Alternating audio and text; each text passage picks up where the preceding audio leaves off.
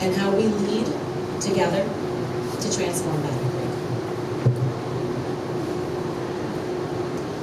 First, I'd like to spend a few minutes talking about data.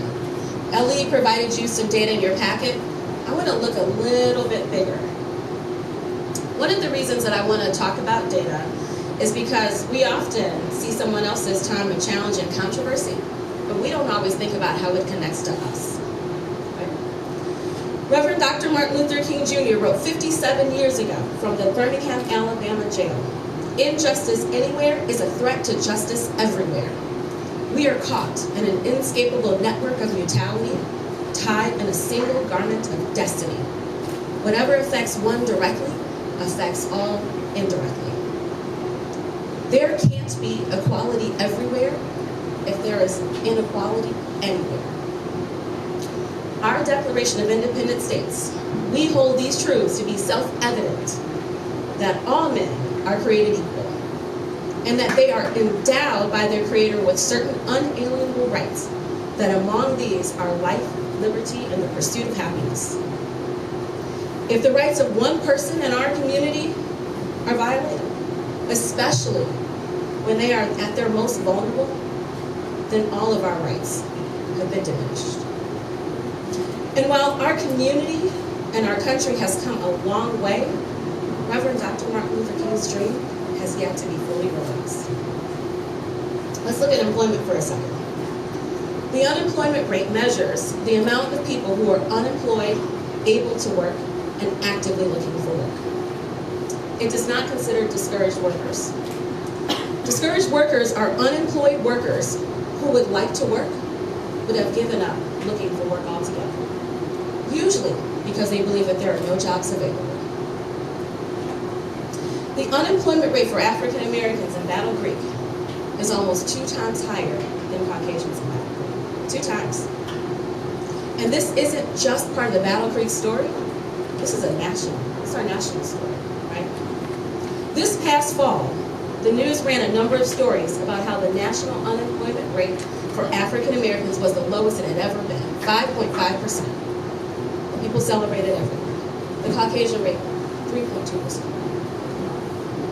African Americans still have an unemployment rate that is 1.7 times the rate of Caucasians.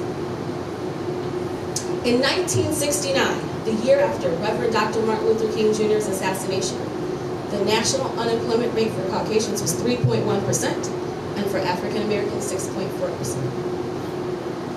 African Americans had an unemployment rate that was 2 times the rate of Caucasians. Essentially, the unemployment rate has changed slightly, but the disparity has not changed much since 1969.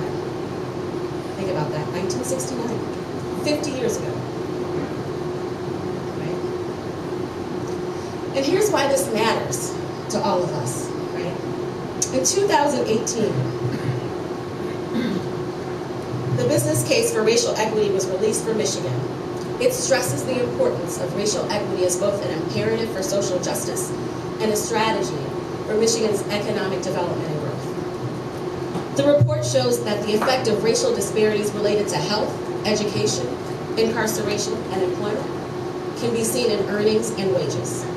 For example, future earning potential is higher if a child's mother or father or both have a bachelor's degree. For many people in our community who have remained in poverty for a long time, they are more likely to have a child in poverty, who is also more likely to become an adult in poverty. At the time of the report, the average earnings of people of color in Michigan were about 2/3 of the average earnings of Caucasian people.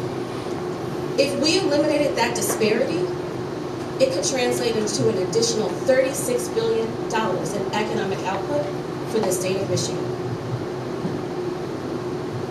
That's an 8% increase in our gross state product. And gross state product is an indicator of economic health. 36 billion. Basically, if the unemployment rate was the same for every race in the state, Michigan as a whole would do better economically.